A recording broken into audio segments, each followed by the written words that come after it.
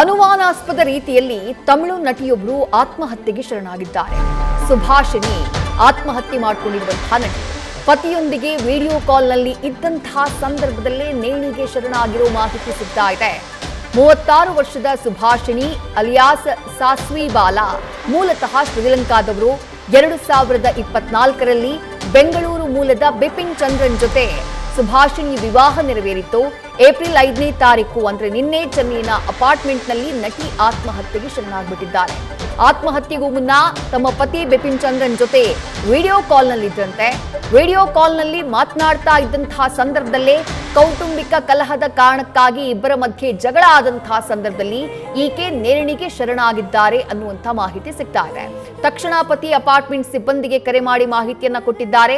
ಕೌಟುಂಬಿಕ ಕಲಹದಿಂದಾಗಿ ಆತ್ಮಹತ್ಯೆಯ ಶಂಕೆ ವ್ಯಕ್ತವಾಗಿದ್ದು ಸದ್ಯ ಪೊಲೀಸರು ಈ ಬಗ್ಗೆ ತನಿಖೆಯನ್ನ ಮಾಡ್ತಿದ್ದಾರೆ. ಸುಭಾಷಿಣಿ ಕಾಯಲ್ ಅನ್ನುವಂಥ ಸೀರಿಯಲ್ನ ಮೂಲಕ ಪ್ರಖ್ಯಾತಿಯನ್ನ ಗಳಿಸಿದಾಕೆ 2012ರಲ್ಲಿ ಸಿನಿಮಾ ಇಂಡಸ್ಟ್ರಿಗೆ ಎಂಟ್ರಿಯನ್ನ ಕೊಟ್ಟಿದ್ರು ಕಾಯಲ್ ನಟಿ ಸುಭಾಷಿಣಿ. ಆದರೆ ಅದಾದಂತಹ ನಂತರದಲ್ಲಿ ತುಂಬಾ ದೊಡ್ಡ ಬ್ರೇಕ್ ಏನು ಆಕೆಗೆ ಸಿಗ್ಲಿಲ್ಲ. ಶಾರ್ಟ್ ಮೂವೀಸ್ನಲ್ಲಿ ಆಕ್ಟ್ ಮಾಡಿದ್ದಾರೆ, ಸೀರಿಯಲ್ನಲ್ಲಿ ಸಪೋರ್ಟಿಂಗ್ ಕ್ಯಾರೆಕ್ಟರ್ನ ಮಾಡ್ತಾ ಇದ್ರು. 2024ರಲ್ಲಿ ಬೆಂಗಳೂರು ನಿವಾಸಿಯಾಗಿರುವಂತಹ ಬಿಪಿನ್ ಚಂದ್ರನ್ ಜೊತೆ ಇವರ ಮದುವೆ ನೆರವೇರುತ್ತೆ.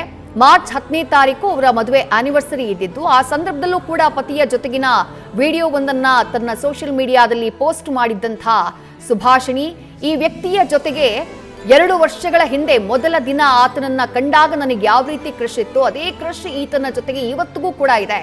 ಈತ ನನ್ನ ಪಾಲಿಗೆ ಬಾಯ್ ಫ್ರೆಂಡು ಹೌದು, ಬೆಸ್ಟ್ ಫ್ರೆಂಡು ಹೌದು, ಹೀಗೆ ವಿವಿಧ ರೀತಿಯಲ್ಲಿ ಆತನ ಬಗ್ಗೆ ಪತಿಯ ಬಗ್ಗೆ ವರ್ಣನೆಯನ್ನ ಮಾಡಿ ಪೋಸ್ಟ್ ಅನ್ನ ಹಾಕಿದ್ರು. ಒಂದು ರೀತಿ ಸೋಷಿಯಲ್ ಮೀಡಿಯಾದಲ್ಲಿ ಇವರನ್ನ ನೋಡಿದ್ರೆ ಬಹಳ ಹ್ಯಾಪಿ ಕಪಲ್ ರೀತಿ ಅವರು ಕಾಣಿಸ್ತಾ ಇದ್ರು. ಆದ್ರೆ ಏಕಾಏಕಿ ಪತಿಯ ಜೊತೆ ವಿಡಿಯೋ ಕಾಲ್ನಲ್ಲಿ ಇದ್ದಂತಹ ಸಂದರ್ಭದಲ್ಲೇ ಜಗಳ ಆದಂತಹ ಕಾರಣಕ್ಕಾಗಿ ಪತಿಯ ಜೊತೆ ವಿಡಿಯೋ ಕಾಲ್ನಲ್ಲಿದ್ದಾಗಲೇ ಸುಭಾಷಿಣಿ ಆತ್ಮಹತ್ಯೆಗೆ ಶರಣಾಗ್ಬಿಟ್ಟಿದ್ದಾರೆ. ಅವರ ಸಾವು ಹಲವು ಅನುಮಾನಗಳಿಗೆ ಕಾರಣ ಆಗಿದೆ. ಅಂಥ ಜಗಳ ಇಬ್ಬರ ಮಧ್ಯೆ ಏನಾಗಿತ್ತು ಅನ್ನುವಂಥ ಪ್ರಶ್ನೆ ಕಾಡ್ತಾ ಇದೆ.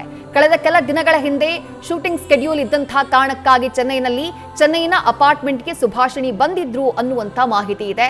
ಸದ್ಯ ಪೊಲೀಸರು ಪ್ರಕರಣಕ್ಕೆ ಸಂಬಂಧಪಟ್ಟ ಹಾಗೆ ತನಿಖೆಯನ್ನ ನಡೆಸುತ್ತಿದ್ದಾರೆ. ನ್ಯೂಸ್ ಫಸ್ಟ್ ನಿರ್ಭೀತಿಯಿಂದ ನಿಮ್ಮ ಪರವಾಗಿ.